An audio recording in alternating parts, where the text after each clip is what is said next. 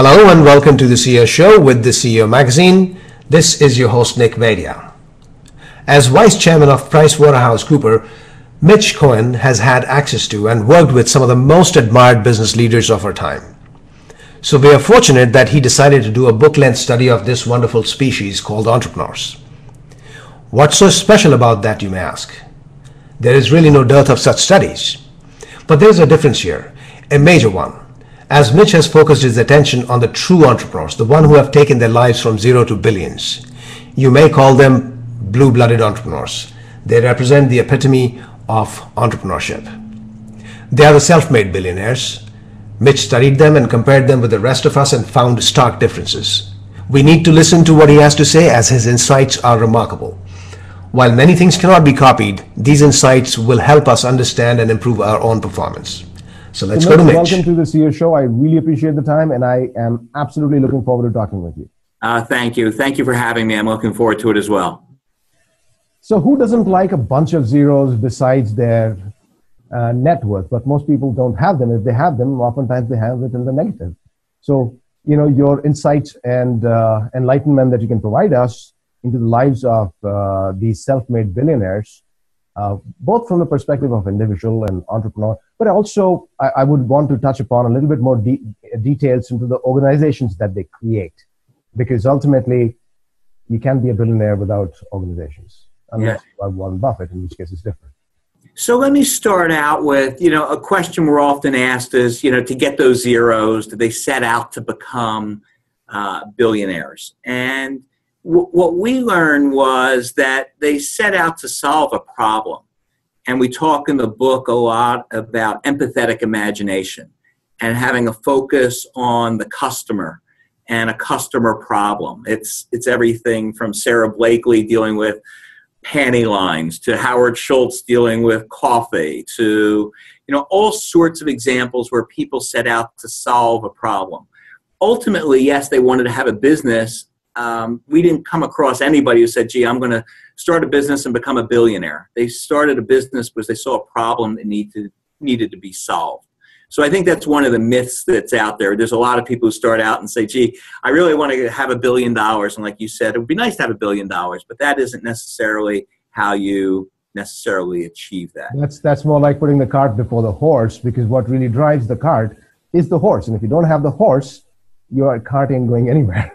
Yeah. So one of the traits we really talk about early on in the book is this whole thing about empathy and imagination and bringing those two things together to come up with different solutions for customer experiences. And one of the interesting things, I would say the most significant finding in the book, is that 4 of 5 billionaires that we studied, 80% of them, made their money in what we would call our existing or mature markets. In other words, they took a market that existed in some form and found a different way of pleasing the customer, supply chain, geography, just doing it in a very different way that created value for them and their customers. So this transformative agent, which is what we would call these people, as I would say, but I think you've called them game changers, whichever way we put it semantically. But the truth is that they're driven by something,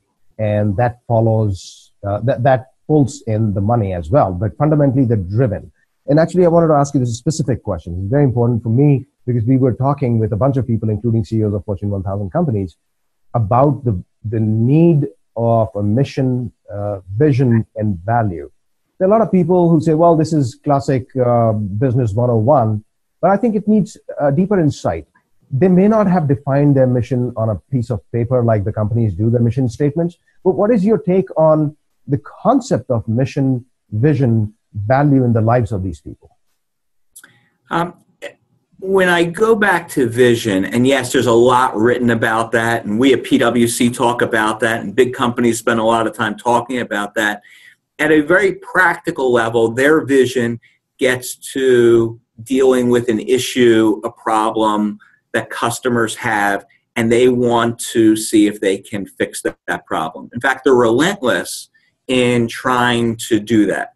And I think that's one of the differences we sometimes see between big companies and entrepreneurs and people that we've studied. Big companies will spend a lot of time analyzing over and over, well, what should the vision be? What do we want to be when we grow up? Those kinds of things. These people analyze things, but then they jump in very, very quickly to try and solve a problem. They sometimes recalibrate. They sometimes say that's not going to work. They sometimes plow ahead in a bit of a different direction, but they start diving in at a certain level and to solve that issue. And one of the analogies I like to bring to the table, and one of the things I thought of a lot, was Colin Powell a while ago wrote a book where he talked about making decisions in the military with 70% of the information and not having 100% of the information. And I think what he said in his book was that if you wait till you have 100%, the game has probably changed and you probably missed your opportunity or the enemy has killed you. And I think these people exemplify that they're willing to jump in and dive in without all of the information, without all of the facts, and to see where that takes them. And I think sometimes companies that we see get caught up in that front end of analysis paralysis and thinking so much about it at a time when markets and technology causes things to change so quickly. The rapid shift. And this is very important, and you bring about the issue of performers versus producers. Oftentimes performers tend to be overly analytical and they'll do the due diligence and go deep into it. But there's a balance that needs to be struck between performance versus actually producing. And I think you bring out a very good point. But going back to the mission idea, I understand that there are companies that overly analyze and create mission statements. But the biggest problem is in some organizations that you may create the best mission statement, but you do not have a cohesive force behind it because it's not being bought in by the organization and perhaps not even by the leader of the organization, as opposed to somebody like these billionaires who may not create a vision mission statement, but their actions actually demonstrate those mission and vision statements clearly. Let me give you, I think it's an important point. Let me give you a great example where we saw that exemplified. And we talk a lot about failure in this book and that these people have failed in many ways. They flunked out of school, their businesses went bad, and they managed to plow through that. It's interesting when we see companies today, we have a lot of companies at the top of the house, CEOs talking about embracing failure. And we want to be an organization that takes risk and embrace failure. And that's what we want our people to do. But what we see is that isn't the way it really works in real life. The connection between what the CEOs and the C-suite are saying and what reality is in corporate America are two different things. And I think that gets to your point. It's great to say that in a mission statement. It's great to say it as part of your vision, but do you live it day to day? And when we're dealing with our clients and we look at the C-suite, there aren't a lot of people who we see have failed around the table. I ask that question a lot when I'm sitting with senior executives. So how many people have, flunked out of school, started a business that didn't work out, started a division that you had to close down, and you look around the table and you don't see a lot of those. So I think that's the connection between what people say at the top, which may sound really great, and what really goes on in the trenches. And what that causes is that people in the trenches are not as willing to take risks and do new things because they're concerned that they are going to fail, and if they fail, they're not going to succeed. And, I think risk-taking is one of probably the biggest things that we discuss in the book and the mixed messages that you sometimes get from up on high within a company. And to your point, and people have put it in many different ways, the connection between strategy and execution. And they talk about execution is so important, but I don't think there should be or is any disconnect between strategy and execution, because if the strategy is coming from you as a leader, then and it's realistic, then it will execute by default because that's who you are. And I wanted to get more deeper into this concept because if you want to define mission and vision statements and so on and so forth, you need to understand that it has to come from within you as the leader of the organization, as the so-called, these entrepreneurs or billionaires, and only then will it manifest itself Is that something that you found that these billionaires create a culture in the organization that reflects their personalities? It is. In fact, one of the things we talk about is that the separation between design and execution. I put design, strategy/design, that in so many companies we see today, there's people in one room who are coming up with ideas, and then they throw it over the wall to these other people who are supposed to execute on it.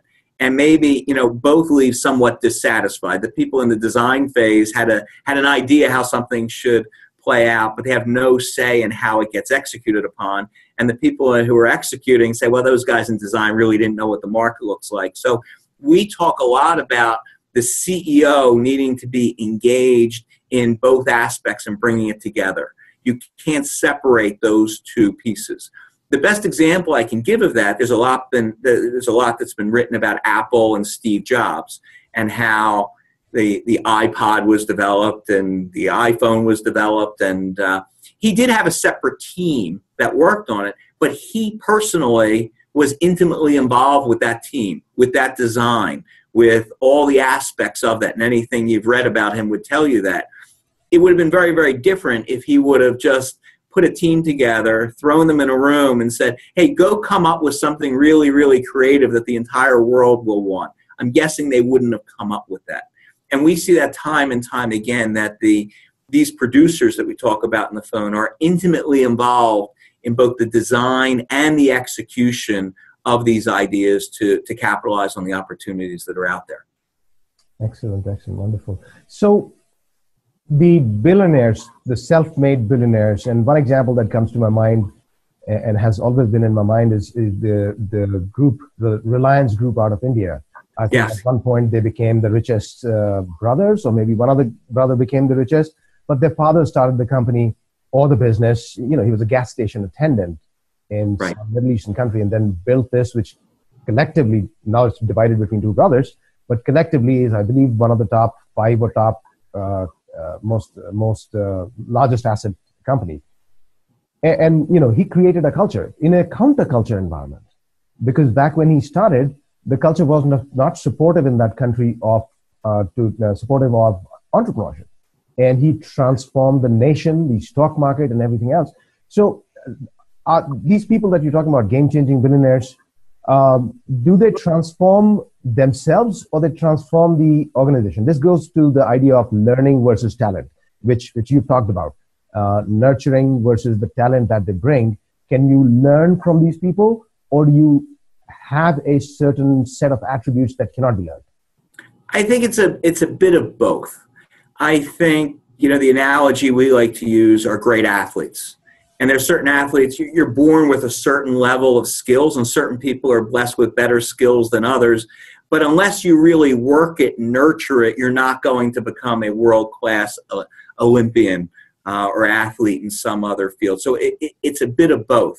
What we saw with these individuals is that they may be very strong in a particular area, but they were also very self-aware about where they weren't strong and where they needed to bring in other resources and skills that maybe they didn't have.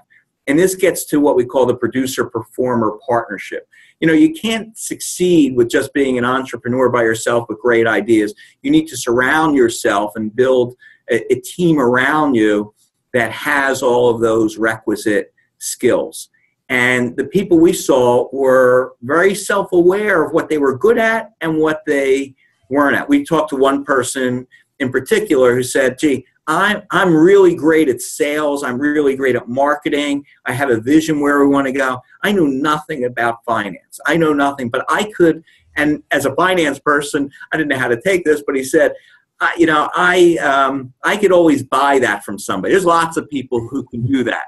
I just need to find the right one. And I sort of got that. And it's like you're putting together, an American football team. And you say, I need a left tackle. I need a wide receiver. I can't do all those things. So, and this is a very, very important point, because there's always this conversation between about weaknesses versus strengths, that you should certainly focus on your strengths. But people tend to get that perception that you acquire resources for your weakness. But what I want to ask you is do these people create a connection between their weakness and strength so that they can tap into the resource, but at the same time, you need to work on your weakness a little bit at least. You can't just say, That's my weakness. I don't want to know. No, I think it's a great point. You can't necessarily, the producers we saw were involved in every aspect of these businesses, so they can't just walk away and outsource it. And they did have an intense desire to learn. So they will try and learn as much as they can about a topic to the extent they need to learn about it. Some of them, would acknowledge that they reluctantly had to learn about something, but they wanted to make sure they understood every piece of their business. I think they also bring their own special take on different things and may ask those kinds of questions that maybe a run-of-the-mill finance person may not be focused on, and may challenge people in a different way.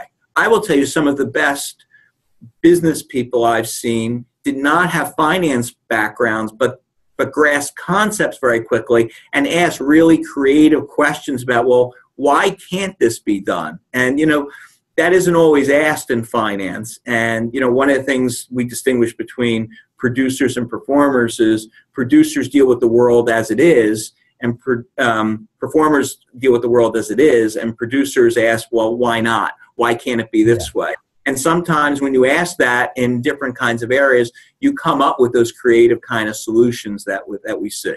Right. And in that case, it kind of drives the point that these people are driven by their goal, their whatever they want to achieve. And if they don't have certain talents or capabilities, they will engage others to help them. But they will remain engaged with them as well, because ultimately the goal is to succeed in whatever the mission, whether they call it mission or not, but whatever it is that they want to solve and create.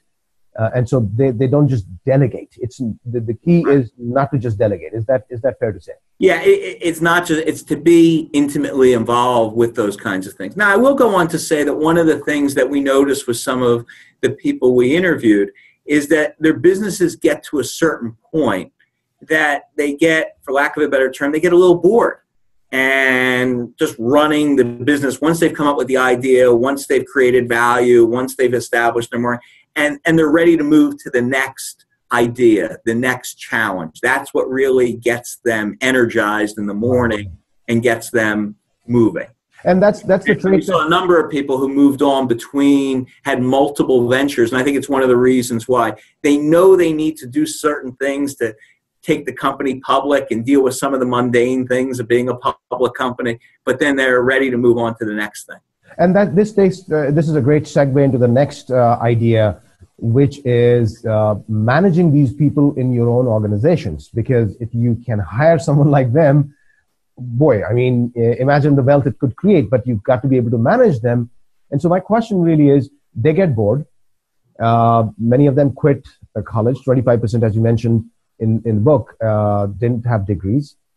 They quit. They fired or let go 30% of them, at least, from one job or the other. So there's this trait of being an entrepreneur. I mean, they're not amenable to an organization that controls them, right? Right.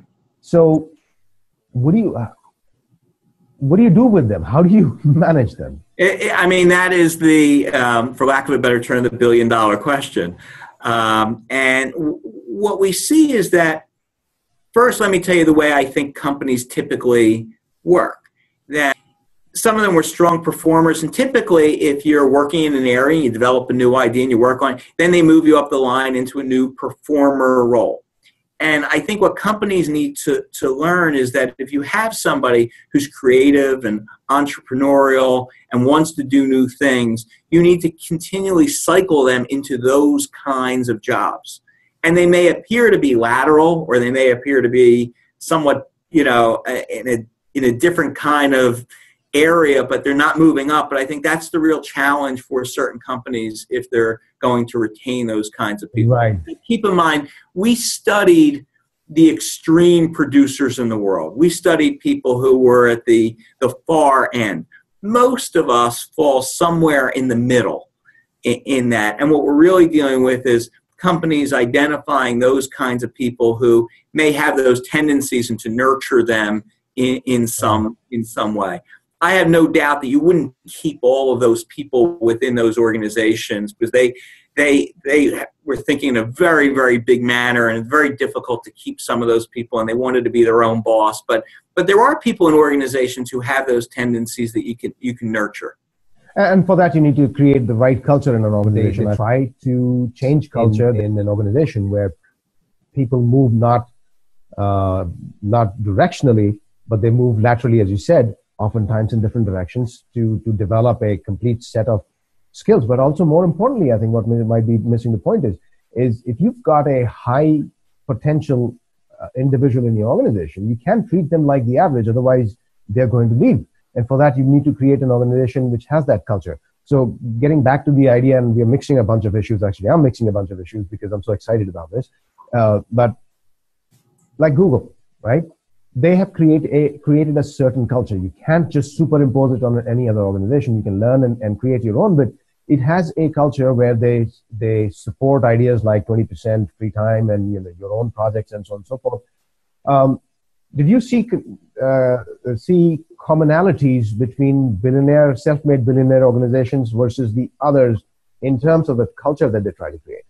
Well, let me respond, because you said a lot there. Let me respond to a couple things. One is, the Google example is a great thing where you give everybody a certain amount of free time to explore.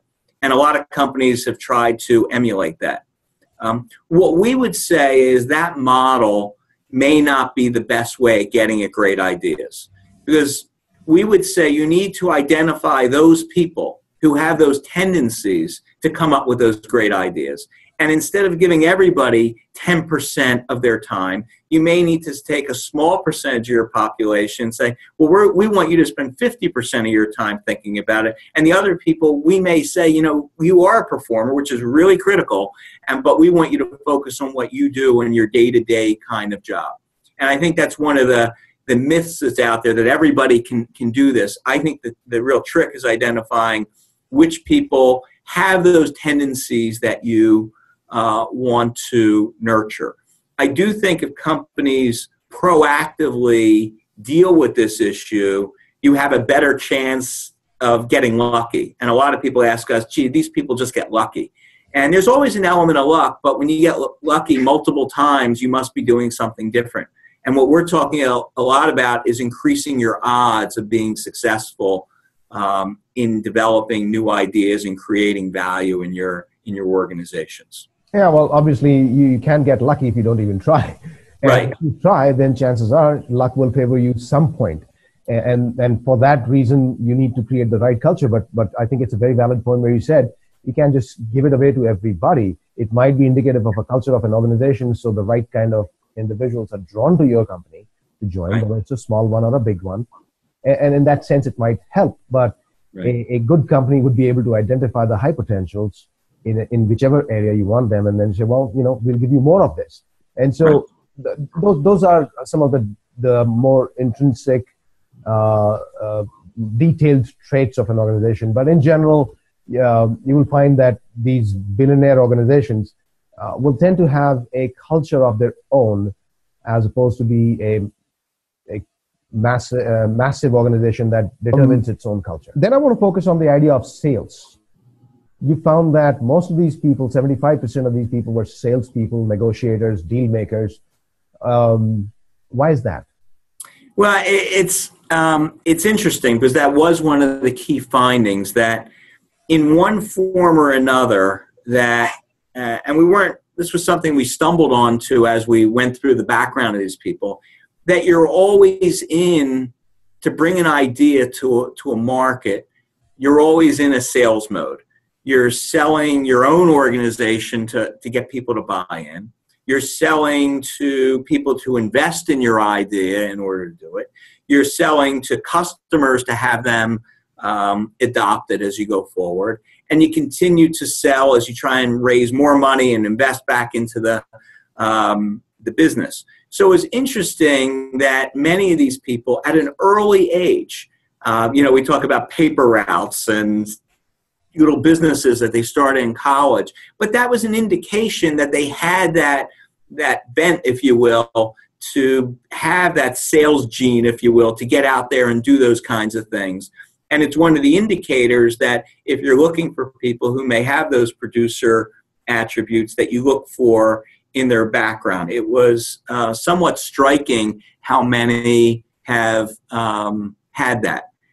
It's interesting that this morning I actually had breakfast with the CEO of a large not-for-profit, and he had read the book and had the same observations about the best CEOs in the not-for-profit community, that you're always in a sales mode of raising funds, going out, honing what your mission is, if you will, and continually selling that in the marketplace. So sales is a pretty important thing, and it's one of the attributes to look for in these people. And maybe if they don't have it when they come to your organization, you may want to cycle people through some aspect of your sales organization to see if they have those skills that may be there but haven't been really pulled out. May I summarize something that seems to me to be coming out of this conversation? All this is stuff that we talked about: sales, mission, learning, creating cultures in an organization. Ultimately, the latent trait, the unifying trait within these people is the drive to change something. Is that a fair assessment, that the most important attribute that they bring is drive to change something, and they don't stop at whatever is necessary to get that done?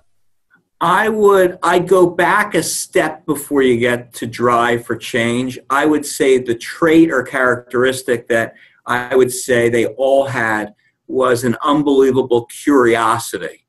And it's that curiosity that leads them to discover something that they think they can change, and then they have that desire to go, in fact, change something. But it starts with just an intellectual curiosity about how things work or why things don't work, and then it leads to that next phase. Well, this is very, very interesting. I think the point you raised makes perfect sense, because you can't change if you don't understand, and that curiosity, as you're talking about, will allow you to get a better sense of it. And that's why that goes to the other point you're talking about: creative, imagination, or creative imagination is what you said, something, or customer empathetic imagination. Empathetic imagination. Right? And that has to come from somewhere within, inside you. And those traits cannot be cultivated. They are either there or they're not there to some extent. So, Mitch, it was a pleasure talking with you, and I got some great insights. Wonderful. And I look forward to meeting with you sometime. Great. Thank you so much. I really enjoyed it.